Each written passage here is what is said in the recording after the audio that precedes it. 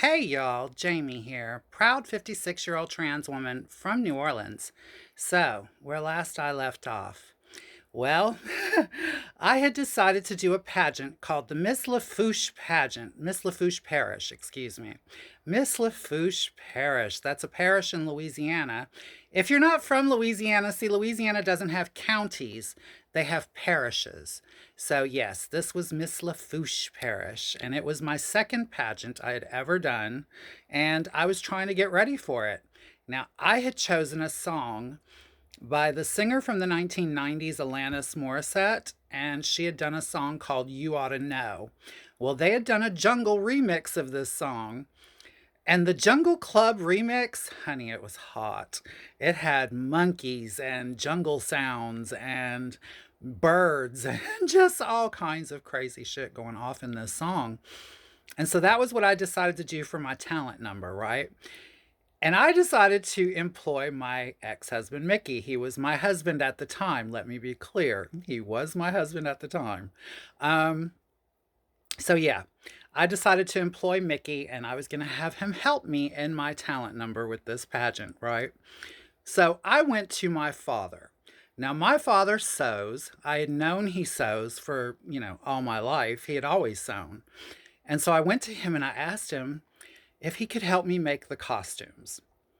My dad agreed. He did. He agreed. He was really good about it, actually. Like, to be honest with you, he was kind of proud of me for doing the pageant. And, he was into it. Like, he was into it. What can I tell you? And so, yeah, I went over to his house and I brought over the cheetah print material. It was cheetah print or leopard print or cheetah print. Well, it doesn't really matter, one of the two. And it was like a spandex kind of fabric. Yeah, like a spandex clingy kind of fabric. And I asked my dad to make me a one piece leotard, like a one piece thong leotard, mind you, with very thin strips of material coming up over my breast. And, the thin strips of material over my breast and it very, very, very narrow through the crotch. That was important to me because, listen, even though I was still pre op at that time, I was really good at tucking. I was very good at tucking, honey. And even though I wasn't ripped off in that department, I was able to hide what I had. I had no issues hiding what I had, and I could hide it down to a tiny little triangle, like a tiny little triangle. So, yeah, my father's asking me how to sew these costumes, right? And I'm having to explain to him to go real narrow through the crotch on me. And then we come to my husband, Mickey. Now, my husband, Mickey, for those of you who have not been around a while, I was with this man all of my 20s. We thought we were madly in love back in the 90s. What can I tell you? We really did. We were quite the pair. We were Mickey and Jamie in the bars in the French Quarter. People knew us as, oh, you must be Jamie's Mickey or you must be Mickey's Jamie. Like they knew us that way forever after that. Probably some people still do, not gonna lie. But anyway, my ex husband, Mickey, was very well blessed. He's very well endowed. Very well endowed. And even when he is flaccid and he is in his regular jeans, just going about his daily life, you can see this boy's dick from like 3 blocks away.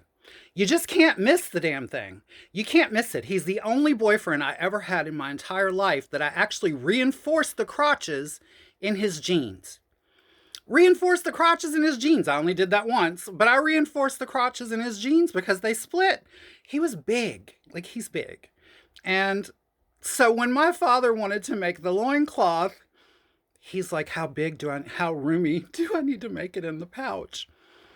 And I'm like, Daddy, yeah, you need to be generous. Like, I would be very generous, and I'm having to show him, and so humiliating. Oh my God. You don't know humiliating until you go back home as a grown adult trans woman and have a conversation with your father about your husband's dick. Okay? That's not a conversation you forget anytime in the near future. So the night of the pageant comes, and I I have my ex-husband, good old Mickey. I brought props. I brought props. Yeah, fake trees. I brought fake ficus trees and shit to the bar. Oh, yeah, put them on the stage. I had vines, like jungle vines that I tied between the trees. I had bananas in the trees. I had bananas in the trees, y'all. And yeah, there was Mickey tied with vines between the two trees, like, oh. And there he was in his little loincloth, and I do mean his little loincloth. And the crowd went ape shit. Like, this whole bar full of gay guys just went nuts. Because my husband in those days, he was cute. He was cute. He's short, he's Italian, Italian stallion, obviously. He filled out the loincloth. He liked to work out with his weights all of the time, you know.